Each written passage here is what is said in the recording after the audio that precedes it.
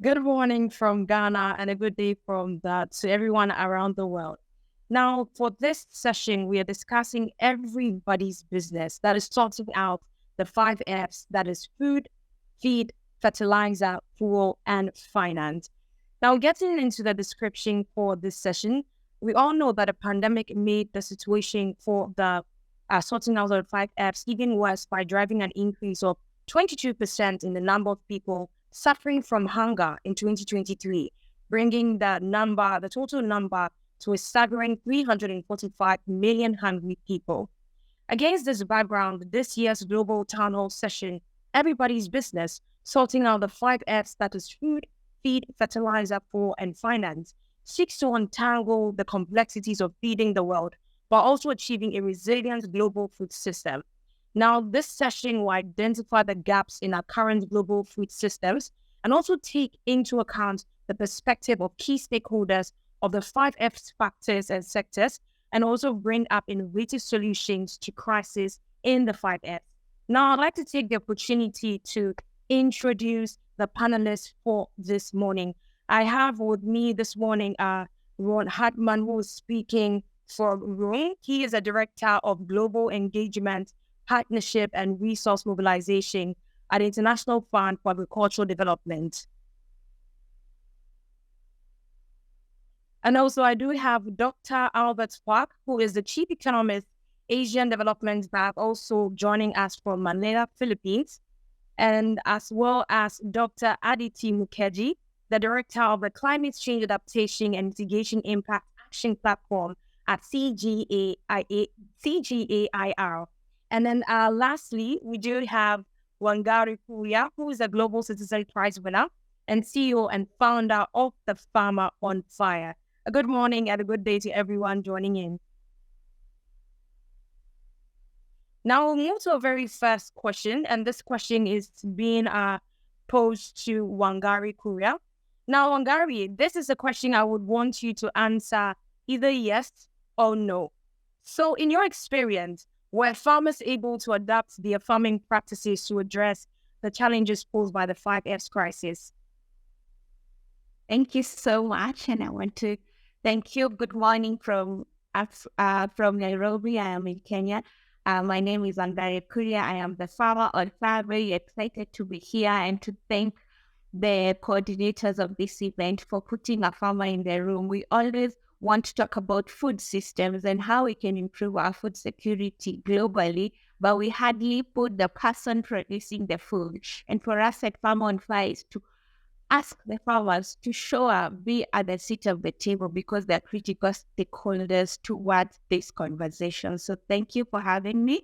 Yes, towards your question, I will also respond. It's a yes and no, and I will give it a 70-30%. Yes, 30%, because we are seeing Africa being more proactive, taking more initiative towards making decisions that will have sustainable and some kind of permanent solutions towards making sure that they are food secure. However, there's still so much that needs to be done.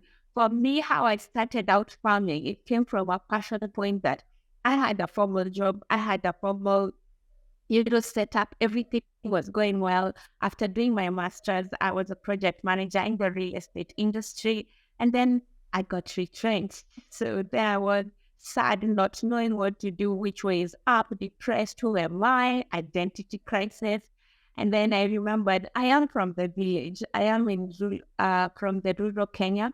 And I realized that my mother used agriculture to support me to school with my siblings. And I watched how that was still an income for the household and put us through school, put us through all the ventures that we needed. So I figured, oh, at least I can start with a kitchen garden. But then how do I do it differently? How am I different from my mother who was a farmer or my grandmother who was a farmer? And that is how I incorporated the idea of technology, where we have a platform of over 100,000 farmers following us on digital platforms, listening to the advice and the free information, because I believe access to information is critical for farmers. And for me, it's just to share that passion with everyone, because I believe that it is important to have a relationship with where your food is coming from And I believe it should be priority. And I think COVID did teach us that at the very worst, you need to find where your food will come from, and then the other needs pile on from that. So yes and no, we still need a lot of work needed towards this.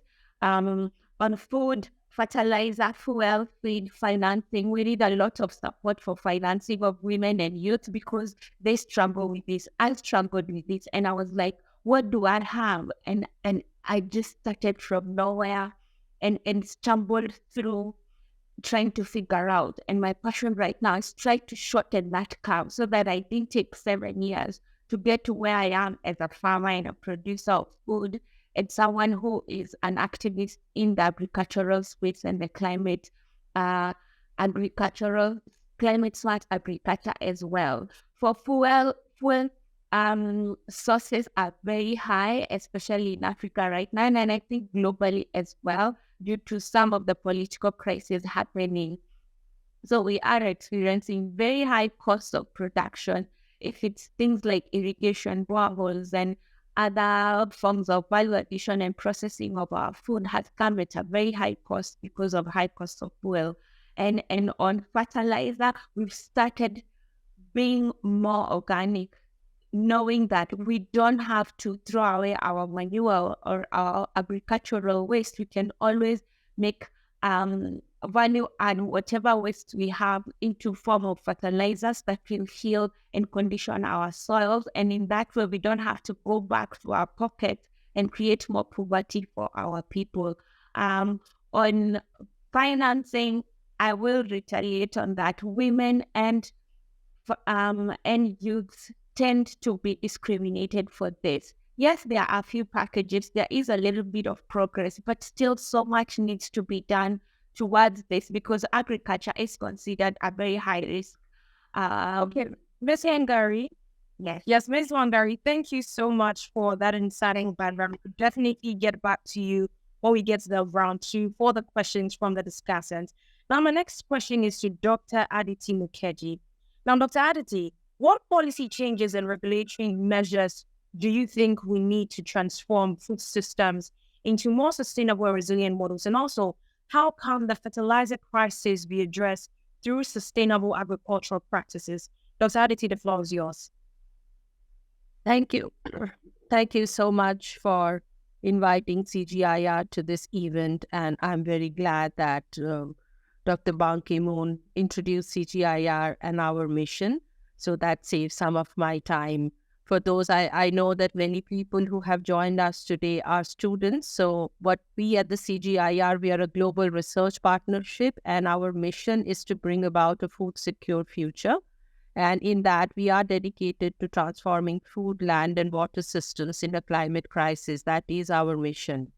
I also understand a lot of you who are joining here are from the Southeast Asia. Today, I am joining from Nairobi, in Kenya, where I'm very fortunate to be based. So our research centers are global, including here in Africa, but also in Southeast Asia. Our center, World Fish, which works on fish and aquatic products, is based in Penang, Malaysia, and we have the International Rice Research Institute, which is also works on rice and is in Labanos in Philippines. So overall, we work through research and innovation and collaboration with our national research partners. Now, coming to your first question, what policy changes would help transform food systems? And I think I would like to focus on one of your areas that my previous speaker also focused on, the need for finance. I think there is a critical crisis going on in the food sector, and that crisis is being exacerbated by climate change. So the recently released IPCC report, of which I was a part, actually showed that growth in productivity has gone down drastically in the last 50 years. And which means that there is a need to further support this particular sector where the lives and livelihoods of some of the poorest depend. So they are also most exposed to climate change. So therefore, there is a need for greater funding. Right now, so according to some recent estimates, an estimated additional $33 billion would need to be spent annually to end hunger sustainably by 2030. Yet we have only a fraction of that. So, for example, in 2021, only 7.4% of the overseas development assistance ODA went into research and innovation. So it's not about pumping in the money, but it's also about research and innovation, because how do we make sure that we are doing our response is commensurate with the crisis we have in hand. So therefore, we have very limited funding that goes into agriculture, even limited that goes into research. But CGIAR, for instance, we have found that there is a 10-to-1 benefit cost ratio of agricultural research to the benefits that we get. So therefore, there is a need to basically invest more into R&D in the ag, but as well as overall in the ag sector. Research also shows that a single percentage point increase in annual growth of agricultural production in Nigeria, for example, lifted 6 million people out of poverty. So agriculture still remains, even in this age, agriculture remains the main driver of poverty alleviation in most of the countries in the global south where we work. So I could not overemphasize the importance of finance. How can we do that? One potential solution is, of course, about repurposing subsidies. And this is where a lot of your other F's also come in. There is a lot of perverse subsidies that goes into fossil fuel even today, into fertilizers, into fossil fuels, into petrol, etc., etc. So repurposing subsidies is one of those solutions. Agricultural support policies provide over annually $800 billion per year in transfers worldwide. I'm not saying all of it is perverse, but a large share of it is. So while many policies have reduced hunger and poverty, many have also fostered environmentally unsustainable production systems. So one of the things that we are trying to do, and I know many others, including the World Bank and many of the other multilateral development banks, have been looking at it very seriously. How do we repurpose subsidies to invest in things that actually help us to move to a climate resilient future? So I'll stop there, and I know that you had a question around fertilizers, but if there is time, I can come back to it. But back to you, and thank you. Thank you so much, Dr. Aditi, for giving us this insightful background. Now we're going to move on to Dr. Albert Park. Now, Dr. Albert Park, you are at the helm of financing. You are with the Asian Development Bank. Now, how can economic and trade policy, as well as financial solutions, be tailored to address the 5Fs crisis that we're talking about this morning? And also, how can microfinance and digital banking contribute to alleviate the burden caused by this crisis? Great. Thank you very much. It's a pleasure to be here. So we know that food security in many developing countries is being challenged today by a combination of factors, including domestic supply shocks often related to disasters, high global prices for grain, fertilizer, and fuel, which has received a lot of attention, and finally, currency depreciations and other macroeconomic difficulties that many countries are facing. For example, in June, Laos and Pakistan reported food price inflation rates of 43% and 39%, respectively. So in general, after there's a global supply shock, such as the very large shock was caused by the Russian invasion of Ukraine, it does take some time for the system to get back to normal. But over time, usually there are supply responses to shortage, which eventually bring prices back down to more moderate levels. And in fact, we are seeing inflation come down and energy and food prices come down relative to the peak after the invasion of Ukraine. But the prices have not come down to the same levels as before the pandemic and look to remain elevated into the future for a number of reasons. But what I want to really focus my main comments on is to think about how governments should respond to these types of shocks.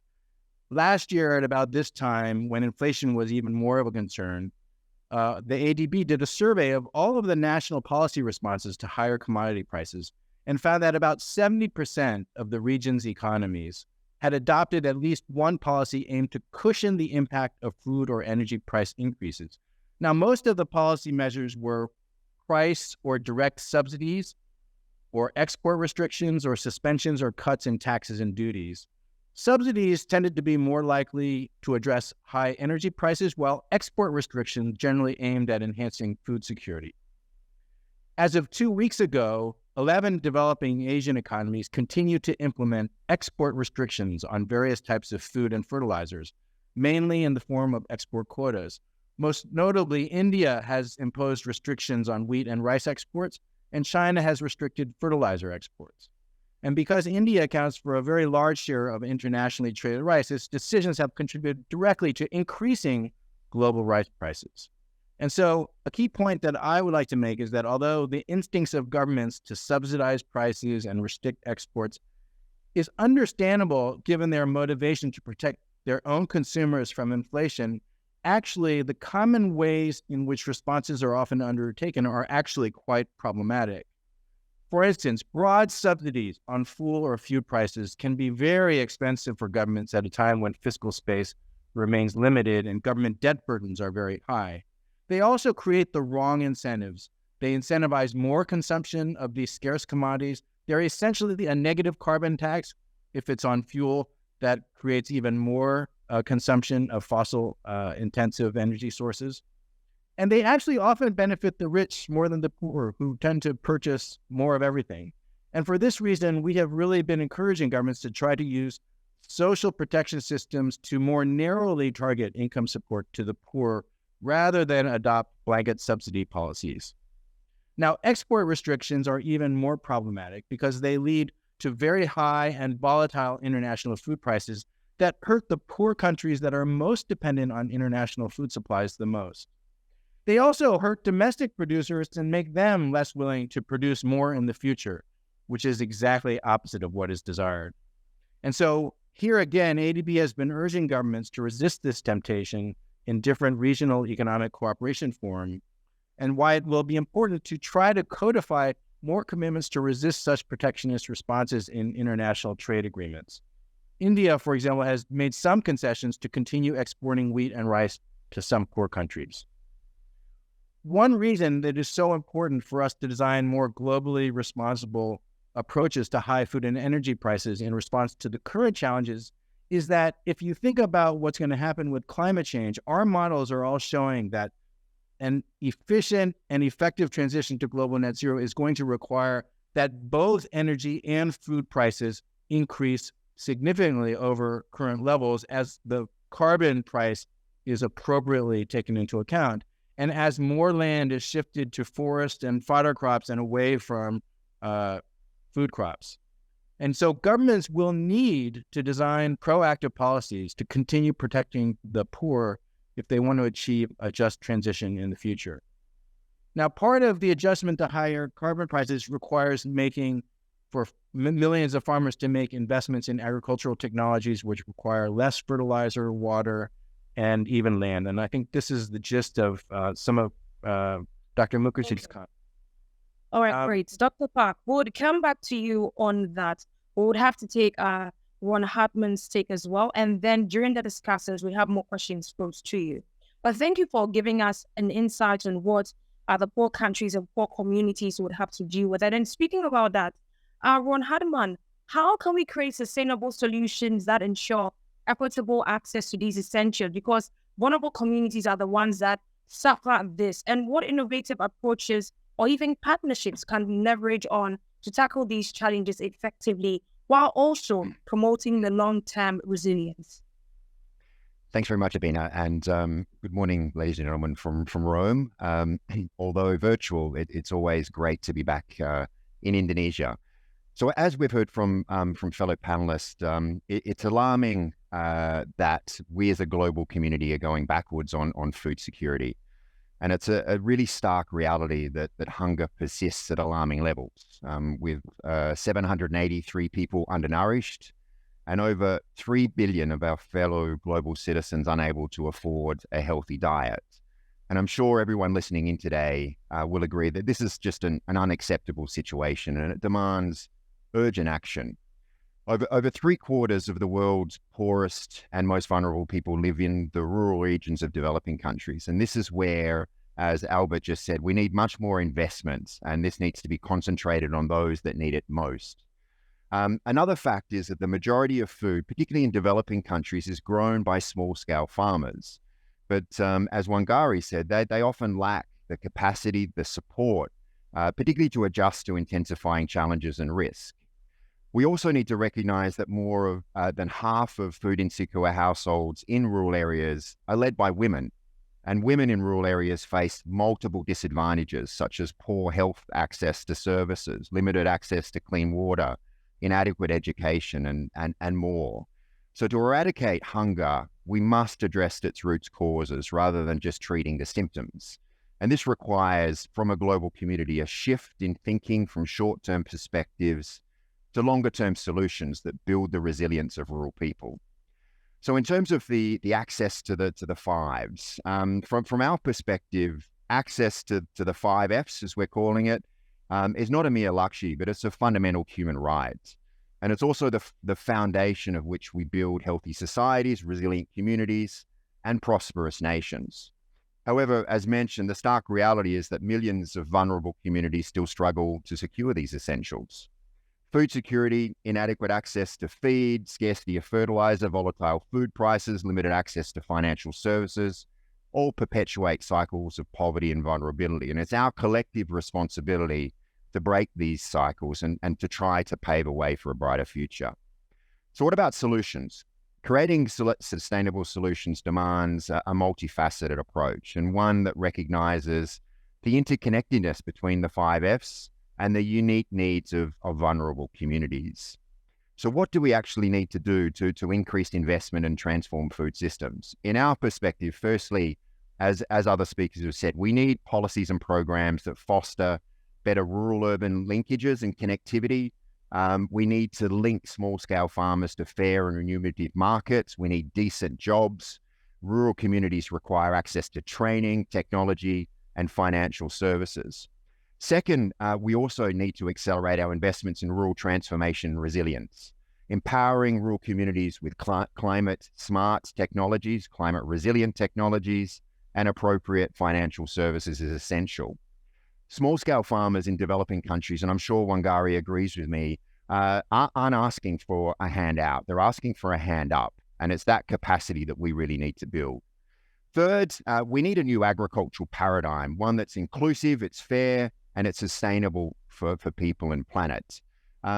Agriculture in developing countries has a young and a female face, and we need to invest more in youth to attract them to the agricultural sector, and we need to ensure that women have the right capacity to farm.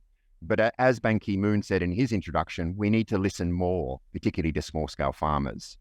Fourth, we need to stimulate private investment.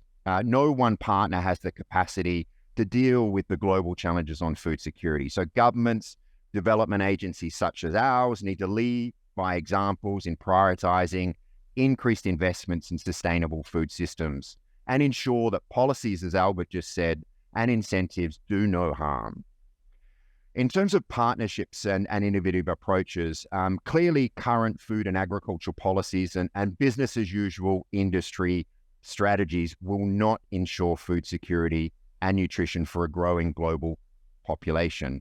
It also won't address climate change, sustain the environment, and enable livelihoods right across food chain. So new thinking and new partnerships are desperately needed. Small-scale farmers. All right, Ron, we're running out of time, but we'll definitely come to you because now we're about to get into the next session or the next round, where we will be taking comments and questions from our respected discussants of the session. Now, joining us here is Dr. Sapna Mumtaz from Pakistan, who is the board of experts at the Pakistan Research Center for Community with Shared Future. Dr. Sapna, the floor is yours. Okay, hi, Dr. Sapna Mumtaz is here. I'm board of experts as international relations experts from PRCCSF. That stands for Pakistan Research Center for a Community with Shared Future. And it is one of the primary think tanks of Pakistan. It supports building shared culture, arts, people-to-people contacts, regional connectivity, and research cooperation. Now, It's a great opportunity for me to ask a question from a respected panelist. Now, my question is, how can 5 Fs, that is feed, food, feed, fertilizing, fuel, and finance, can create more challenges for upcoming years from one region to another in this globalized world? What kind of strategies can be adopted by the food-sufficient countries like Middle East, Canada, Australia, India, China, and US to feed the most vulnerable countries, especially Africa? Which regulations do states need to achieve sustainable model through WTO? Yes. All right. Thank you so much, Dr. Sapna. The second question comes from Dr. Nadeem. Dr. Nadeem is joining us all the way from Yemen, and she's the Dean of Higher Studies and Research at the University of Modern Science. Dr. Nadeem, the floor is yours.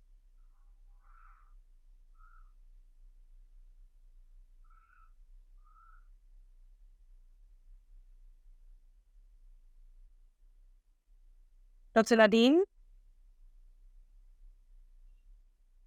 Yes, hear me? Yes, great. We can hear you. The floor is yours. So, firstly, I'd like to... Okay. Thank you so much. First, I'd like to welcome all the speakers, the panelists, and all of you. I had one question, which was about what are the effects of climate change on the 5S in terms of the MENA countries and the SSA countries, the Sub-Saharan African countries, especially those countries and regions which are suffering from lack of food.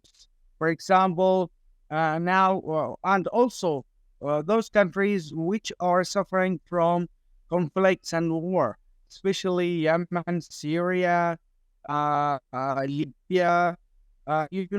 Now the conflict is making a very big effects on them. And in addition to the climate change, I think these 5S will also highly affected by the climate change nowadays, especially the nano and nino phenomenon, which might lead the fish to travel throughout the world. And nowadays the fish are also affected by these two phenomena. Thank you so much, and I'm sorry for prolonging. Don't worry. Thank you. That's understandable. Now, our third question comes from Vala Naibari, who is joining us all the way from Uganda. She is the Advocacy and Communications Officer at the Hunger Project Uganda. Ms. Vala, the floor is yours. Thank you so much. My name is Viola Naibari, the Advocacy and Communications Officer of the Hunger Project Uganda. I also serve as the co-chair of the Youth Advisory Council of the Hunger Project Global. At the Hunger Project, we facilitate individual and collective actions to transform systems of inequality that create hunger and cause it to persist. For us to achieve a world without hunger, we've been working with communities to identify the root causes of hunger, and then we work with them to create community-led action plans, which those plans help us to overcome these challenges. We are committed as the Hunger Project to create long-term partnerships with these communities that we work, and our end result is usually self-reliance, meaning that communities are confident and they are able and have the capacity to take lead and take charge of their own development. Our work reaches around 12 billion people in 13 countries in Africa, in Asia, and in Latin America. Currently in Uganda, we work with around 57,000 people where we engage them in programs on entrepreneurship. Ms. Laula, we're running out of time. Could you quickly go straight to the question for us? Okay, thank you so much. So my question is around youth. I've had like most of our speakers have actually spoken about youth. In the communities where we work, I have realized that there is a number of youth that are starting up businesses on agro input. And the challenge with these community members, the young people who actually take up like 75% of the population, is that they are not able to scale up their businesses to meet the need. Now, my question is, how can we create opportunities for such young people in rural communities to scale up these businesses, to compete with the giant global agricultural industry? And also, how and in which ways do we think like the governments can support these rural businesses, especially the agri-businesses? Thank you so much. Thank you so much, Ms. Varela. Now, the fourth question comes from Dr. Bruno Sedo. Dr. Bruno is joining us all the way from Holland. He's an expert at the Center for International Relations. Dr. Bruno, the floor is yours. Good morning from Warsaw. I am very happy and lucky to attend this session and to take part in this wonderful discussion and debates. I have a specific question to Dr. Park from Asian Development Bank. The wake of the recent pandemic and geopolitical events such as Russia-Ukraine war and disrupted grain exports. So what do you think? How do you envision, as an Asian Development Bank, the intertwined dynamics of the 5 Fs: food, feed, fertilizers, fuel, and finance, and how it impacts the economic stability and development trajectories of Asian countries? In this complex landscape, what strategies does the Asian Development Bank recommend to ensure resilience and sustainable growth? Thank you. Thank you so much, Dr. Bruno. Now, our next question is from Dr. Katini, who is joining us from Brunei. Now, Dr. Katini, let's take yours now. Dr. Katini is the Associate Researcher at the Center for Strategic and Policy Studies. Dr. Katini, the floor is yours.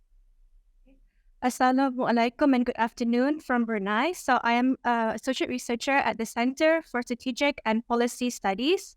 We're a premier policy think tank for the Brunei government, and we advise the government on building our national development. So I was quite enlightened by everyone's input on the previous session. And my question focuses on how can policies support and encourage youth entrepreneurs? My question is, for everyone in the panel, what, in your opinion, is the biggest priority for countries that do not have a thriving agricultural industry to help encourage youth entrepreneurs? Thank you. Thank you so much, Dr. Katini. Now, the sixth and final question would come from Fatima Binte Saeed. Fatima is joining us all the way from Bangladesh. She's also the research assistant at the Bangladesh Institute of Peace and Security Studies. Fatima, the floor is yours. Thank you, Abina. Hello, everyone, and a good afternoon from Bangladesh. I'm Fatima. I'm currently working as a research assistant here at Bangladesh Institute of Peace and Security Studies, which is one of the leading security think tanks in Bangladesh, and we focus on both traditional and non-traditional issues. So my question is to Mr. Ron Hartman, that in the context of promoting a long-term resilience, how do you see the balance between short-term relief efforts and more sustainable community-led solutions, especially for communities facing chronic vulnerability? Thank you. Thank you so much for to our discussants for your intriguing comments and questions. I think perhaps you can start with Mr. Ron Hartman first to respond to the discussants. Thanks very much, Abina, and thanks for the discussants for the great questions. Very quickly, just to reflect on a couple of them. The first discussant was mentioning around north-south linkages, and for us, as she said, COVID taught a lot of lessons around the interconnectedness of the world, particularly in this food space. How we're able to facilitate the transfer of knowledge, technologies, finance between the North and South is really critical. And South-South and triangular cooperation, we feel, needs to be enhanced and strengthened. There will be a G20 leaders meeting next week, and food security is on the global agenda. And certainly the message that we'll be taking to the G20 is there needs to be an investment in food systems. On youth, the Asia particularly has an issue with aging farmers, and the future of agriculture depends on creating the right incentives and making agriculture attractive for young people. Youth and young people don't want a traditional agriculture that's founded on burden and low technology. They want an agriculture that's focused on business, on technology, and on opportunity. And that's what we need to do to ensure that the right policies are in place. On the linkages between short-term and long-term, very clearly there is, has been over the last few years with the increasing crisis, a focus on treating the symptoms of different challenges we have as a global community. And the short-term investment and financing has dramatically increased in humanitarian and emergency response. Unfortunately, that's been at the expense of investing in addressing the long-term root causes of food insecurity globally. We as a global community need to make sure that we get that balance better in place. It's much more expensive to treat the symptoms than it is to address the cause. Over. Thank you, Mr. Hartman. And next, Dr. Aditi, we would love to hear your response on this. Thank you so much. And I would like to start responding to Dr. Nadim's question around climate change and about conflict. I think the latest IPCC report, the synthesis report, which was released in March 2023, makes it very clear that climate change is not something that we are thinking will affect food systems in the future. What the report shows is that climate change, particularly extreme events like droughts and floods, have already impacted food systems. And in the last 50 years, 50 years from 1950 onwards, actually the rate of growth in food production has slowed down. Not to say that absolute declines have happened, but the rate of growth has slowed down, and that has been attributed to climate change. So climate change is already affecting food production, and obviously that effects are much higher in semi-arid regions where water is a big issue. I mean, water is that connector in climate change where it is affecting everybody. Majority of us experience climate change through water, either it be too much rain or too little water, and water at the wrong place. So I think that's incredibly important, particularly for the Middle East and the North Africa region that we were discussing. The second is that we are also very in the CGIAR and elsewhere in the global community, we are also seeing that while adaptation is happening, it's not enough. I mean, farmers are not able to adapt at the pace that is needed to respond to this crisis. And a lot of it is related to lack of finance and also lack of technical know-how. So that's, I think, very important, and all of it gets exacerbated in a situation of conflict. The third is that as we move up to a warmer world, like we are right now in a 1.2 degree world, and impacts are so clear, but as we are projected to move into a 1.5 degree in less than a decade time from now, it seems almost inevitable given the path we are in.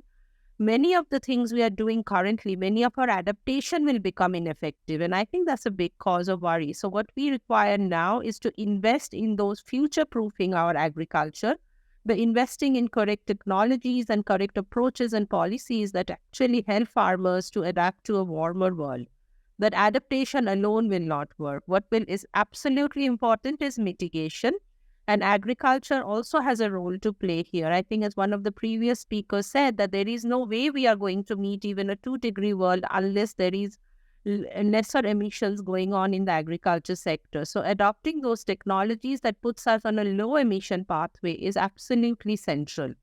On the issue of conflict, a lot of us work in the CGIAR. We have a program that works around fragile states and around conflict and food systems. So there are lots of approaches around there. But just to summarize and say that climate change is indeed making conflicts more serious, is not to say that climate change is the only driver of conflicts, but it exacerbates conflicts, and we need to future-proof our agriculture by investing in low emission technologies. Yeah. All right. Thank you so much, Dr. Aditi. Now, I would like to hear Dr. Albert Park's response on this. Dr. Albert Park, your response. Sure. Let me address the question raised by Bruno to me about how the Russian conflict with Ukraine and the sanctions regimes have created actually much more instability in these key markets that affect food security.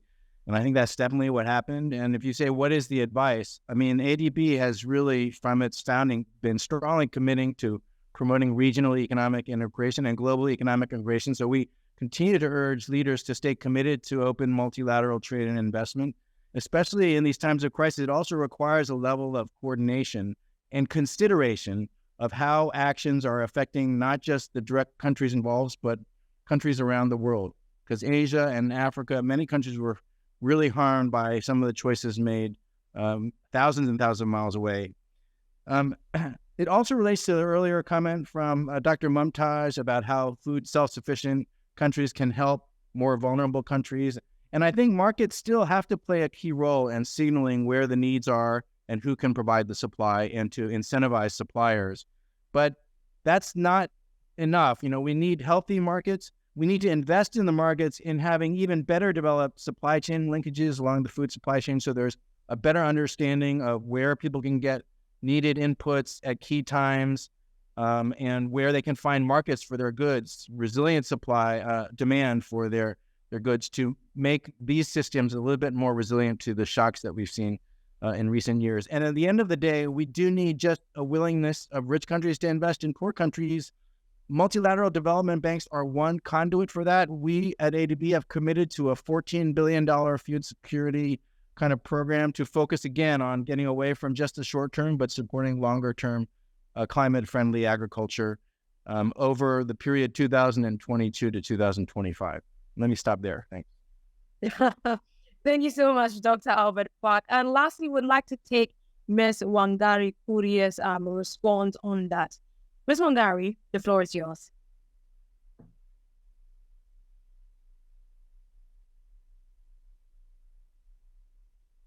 Sorry. Thank you so much. I guess so.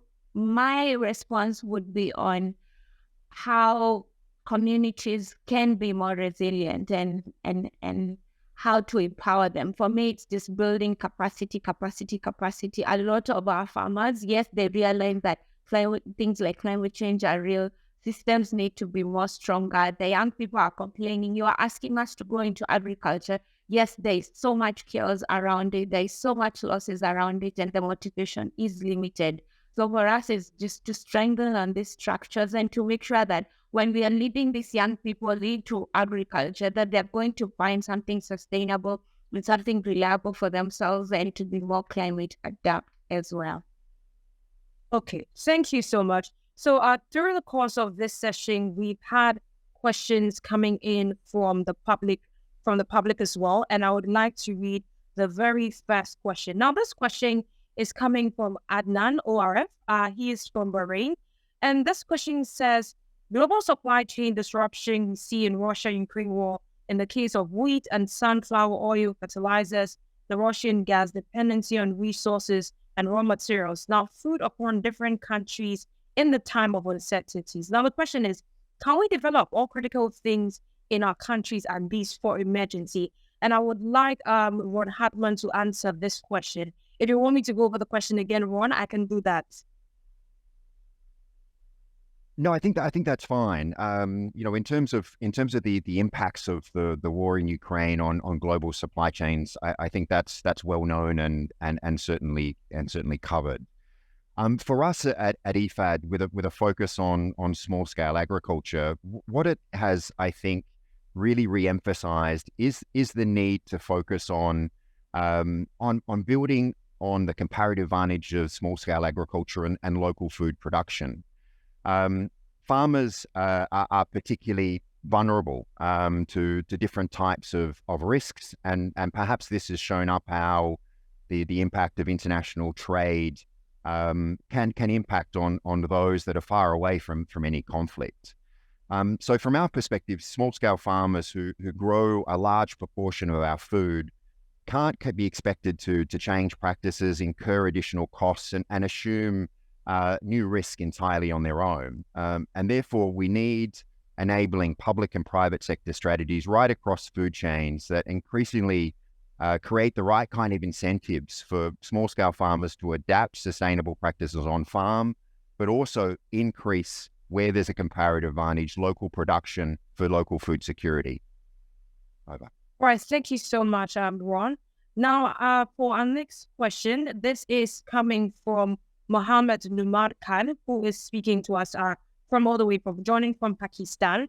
And his question says, these 5 Fs that we are discussing, that is the food, the fuel, the finance, the fertilizer, as well as the feed, rights are basically fundamental rights. And according to you, and they're constantly working on these things. Now, his question is, developed countries don't face these problems. Only developing countries face these problems. And the question is why? And for this one, I think I would want to throw this one to Dr. Aditi to, answer this question. Thank you for this question. While it's not absolutely true that developed countries don't face these problems, it's just that the magnitude of problem faced by the developing countries is much higher, partly because of the obvious reasons: lesser per capita income, lower GDP, lesser ability to support their citizens with social safety networks. So many of the developed countries obviously have much stronger safety networks, which are also being increasingly finding more and more challenging as there are these macroeconomic shocks all around. So having said that, I think there is a lot to be said about many of the developing countries which were written off as basket cases of hunger, India being one of those in the 1960s, have in the course of years developed technologies and systems that has helped them emerge at food self-sufficient. Again, I think there are approaches and policies out there that can support smallholder farmers. I think going forward, smallholder farmers would remain key to our food security in the future. So, obviously the importance of macroeconomic policies in supporting in more, we would need more and more social safety nets in these countries, more targeted, subsidies and not blanket subsidies, as I know Dr. Park has already talked about. So in brief, more focus on smallholder farmers, more focus on building up resilience, and particularly while you move from more carbon-intensive technologies as we have now to more low carbon. So there may be some losses along the way, and those have to be protected through more social safety nets. Yeah. All right. Thank you so much, Dr. Aditi. We're going to take this final question. And this final question, anyone on the panel can take this. I'll be limiting it to just 2. Now, the question is from Dr. Ahmed, who is joining us all the way from Philippines. And he says, how can we harmonize the imperatives of food security, sustainable food sources, equitable access to finance, and also responsible utilization of fertilizers? That's very important. And also while navigating the evolving landscape of climate change and socioeconomic disparities. So this question goes to any of the panelists. Ron, would you like to take this? Yeah, I can do. It's a wide-ranging question, hard to come in a couple of minutes. I think what the question really highlights is we're facing really unprecedented times. There is a compounding array of global crises that are impacting on us concurrently, and this hasn't happened in our history. And it's challenging the status quo, particularly of the institutions that have led to so much development and economic growth over generations. For us, certainly in the international community and international organizations, this requires, as I mentioned in my introductory comments, a rethinking of the way that we approach these challenges and the way that we particularly pursue partnerships in a new and different way. In the past, we've tended, as a development community, of dealing with challenges individually. And as we are now learning from the compounding crisis, that isn't going to be able to move us forward as a global community, and particularly ensure that no one is left behind. So we need to be able to work across sectors. We need to be able to work across geographies. And we need to make sure that we increase investment to to those that actually need it most. And for us at IFAD, the message, as I mentioned, that we'll be taking to the G20 next week is that we need to focus on food and nutritional security. We need to scale up investments in the solutions that we know that work, and we need new partnerships that are going to be able to move us forward as a global community. Okay, great. I saw before Dr. Alves was about to take the floor. Dr. Alves, now you can take this as well. Yeah, I mean, the challenge is that the problems are quite complex. I think and many people have been emphasizing the financing, and I think that has to be mapped to a really clear strategy about investment, both from the public side, but then, which are the private actors who can really move the needle in terms of what happens if they can get access to more finance. I also want to, and since I'm an economist, by reiterating the importance of kind of getting basic price signals correct, because we have a lot of really first order distortions that we've created ourselves by subsidizing, making certain things way cheaper than they should be in terms of fossil fuel, fertilizer, water, which is still free in many places. And you're not going to get the more sustainable responses until those things get priced at least reasonably correctly to move forward. So let me stop there. All right. Thank you so much to everyone, the panelists, the discussants. This has been everybody's business, discussing the 5 Fs, that is food, feed, fuel, fertilizer, and finance. I feel everyone at the end of the day has a meal on the table, and it's imperative that we look at a long-term solutions to ensure that this chain is not disrupted but always moving. My name has been Abina Sorino. I'm a workers journalist and an advocate for menstrual health. Now, to close this session, I would like for us to take a video from Sabrina Elba, who is the IFAD Goodwill Ambassador and Global Citizen Europe Board Chair. Thank you. With 349 million people across 79 countries facing acute food insecurity, this is the worst food crisis in decades. Having met rural farmers, I have seen firsthand the urgent need to provide sustainable solutions to the 5 Fs in time for us to prevent future generations from suffering. The world needs to act and save lives now by meeting the urgent humanitarian financing gaps at the same time as investing in long-term solutions to the 5 Fs. That means investing in smallholder farmers and traders and transforming the food system through investments to institutions such as the International Fund for Agricultural Development, IFAD. We can unlock the potential of tomorrow today by investing in the levers and policies to keep food systems running so that the world's most vulnerable people can still feed their families and can earn an income. This panel, with the participation of IFAD, CGIAR, the Ban Ki-moon Center, the Asian Development Bank, and GC Prize winner Wangari Korea, has been insightful, and I really hope you will all remain engaged with global citizen campaigns and seize the moment on the issue that affects us all. Thank you.